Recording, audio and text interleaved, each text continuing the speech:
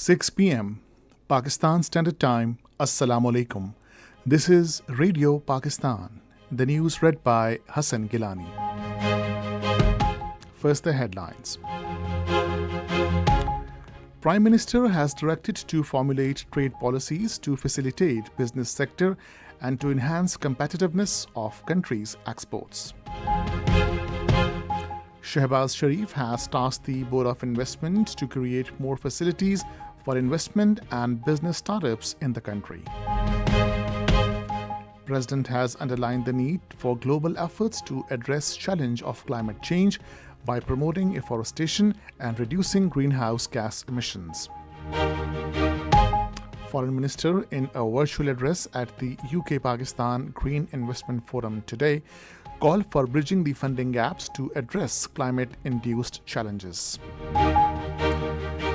Israeli military has ramped up its attacks in Rafah city amid crippling humanitarian aid operations. The first T20 of three-match series between Pakistan and Ireland is being played at Dublin this evening. Pakistan's first ever lunar satellite, iCube Qamar, has sent initial images from the orbit. And now the news in detail.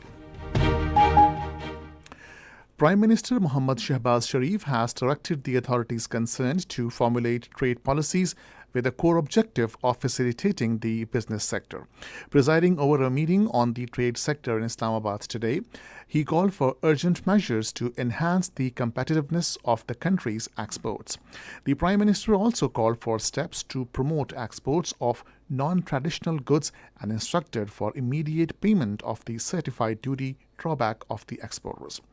Shehbaz Sharif told the meeting that he would personally carry out the fortnightly review of the export sectors. The Prime Minister was informed that the discussion on free trade agreement between Pakistan and Gulf states is in the final stage, and transit trade agreements with Uzbekistan and Tajikistan have already been materialized. Prime Minister Mohammad Shehbaz Sharif has tasked the Board of Investment to create more facilities for investment and business startups in the country. During a review meeting in Islamabad today, he instructed the Board of Investment to formulate a mechanism on the patterns of one-window operation in consultation with all the relevant ministries and provincial governments. He said that a mechanism should be made to facilitate investors and entrepreneurs. President Asif Ali Zardari has underlined the need for global efforts to address the challenge of climate change by adopting environment-friendly technology, promoting afforestation, and reducing greenhouse gas emissions. He expressed these views while talking to Minister of Ecology and Natural Resources of Azerbaijan, Mukhtar Babayev, who, along with a delegation, called on him in Islamabad today. President Zardari highlighted that global warming and climate change are affecting the glaciers and causing water scarcity. He said tackling these challenges requires global support to mitigate their adverse impacts. Welcoming the minister, the president congratulated Azerbaijan on winning the bid to host COP29. Chairperson Benazir Income Support Program Rubina Khalid called on President Asif Ali Zardari in Islamabad today. They exchanged views on matters relating to different programs of BISP. Finance Minister Mohammad Aurangzeb has expressed government's determination to make the business environment more conducive for international investors. In his virtual address at the UK-Pakistan Green Investment Forum today, he emphasized Pakistan's commitment to addressing climate change and promoting green investment opportunities. The event was organized by the British High Commission in Pakistan. The Finance Minister highlighted Pakistan's vulnerability to the adverse effects of climate change, despite its low contribution to global greenhouse gas emissions. Acknowledging the significant funding gap in adaptation, resilience, and mitigation projects, Mohammad Aurangzeb stressed the importance of bridging this divide.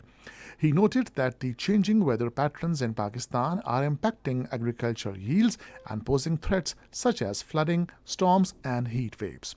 Expressing gratitude to the British High Commission for organizing the forum, the minister acknowledged the need for a better portfolio of green investment projects. The minister also outlined Pakistan's plans to utilizing innovative financing instruments to raise international climate finance. He said the government is working on issuing domestic green sukuk bonds by December this year to finance sustainable development projects. Cabinet Committee on Privatization has recommended to prioritize privatization of loss-making entities and to keep the federal footprint limited only to strategic and essential state-owned enterprises. Meeting of the committee was held in Islamabad today with the Deputy Prime Minister and Foreign Minister Ishaq Dar in the chair. It was decided that 40 SOEs shall be placed by the respective ministries before the Cabinet Committee on State-Owned Enterprises for their categorization as strategic or essential. Pakistan and Italy have agreed to finalize a formal agreement to stop human trafficking. The understanding was reached during a meeting between Ambassador of Italy, Marilina Armelin, and Interior Minister Mohsen Naqvi in Islamabad today. The minister directed the authorities concerned to finalize agreement at the earliest. The two sides also agreed to adopt a common policy to stop illegal entry of Pakistanis to Italy.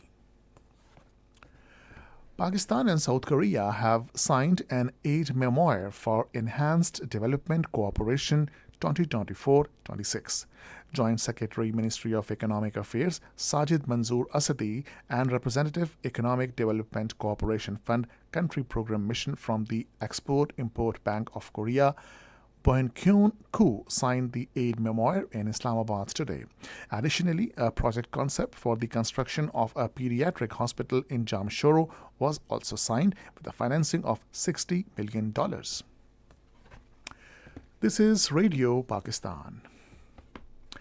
Israeli military has ramped up its attacks in Rafah city amid crippling humanitarian aid operations after ceasefire talks in Cairo ended without a deal. In a statement, United Nations Relief and Works Agency for Palestinian Refugees said Israeli troops are advancing in the east of the city. Meanwhile, certain number of European Union member countries have planned to recognize Palestinian state on 21st of this month. This was stated by European Union's Foreign Policy Chief Joseph Borrell ahead of an expected UN vote today on a Palestinian bid to become a full member. All Parties Hurriyat Conference has reiterated its call for resolution of Kashmir dispute through a meaningful dialogue process. In a statement in Srinagar, APHC spokesman criticized Indian government for brutalizing and colonizing Kashmiris through violent military cordon and search operation. Pakistan's first ever lunar satellite iCube Qamar has sent initial images from orbit after successfully completing 3 rounds of the moon. The images were released today by Pakistan's Space and Upper Atmosphere Research Commission. The satellite iCube Qamar has completed 3 lunar orbits since it detached from China's Chang'e 6 aircraft on Wednesday. According to Pakistan Institute of Space Technology, the satellite was successfully deployed in orbit. The first T20 of 3-match series between Pakistan and Ireland will be played at Dublin today. The match will start at 7 in the evening. The final of Azlan Shah Hockey Cup will be played between Pakistan and Japan at Ipoh in Malaysia tomorrow. The match will start at 5:30 Pakistan Standard Time. Finally, the weather. Mainly hot and dry weather is expected in most parts of the country during the next 12 hours. However, rain with thunderstorm is expected in Kashmir, Khyber Pakhtunkhwa, northern Balochistan, South Punjab, and Upper Sindh. Isolated heavy falls and hailstorm is also expected during the period. And now the headlines once again. Prime Minister has directed to formulate trade policies to facilitate business sector and to enhance competitiveness of the country's exports. Shehbaz Sharif has tasked the Board of Investments to create more facilities for investment and business startups in the country. The Israeli military has ramped up its attacks in Rafah city amid crippling humanitarian aid operations. And that is the end of the news. For more news and analysis, log on to our website radio.gov.pk and also watch live video streaming of our bulletins on the link facebook.com/Radio Pakistan News Official.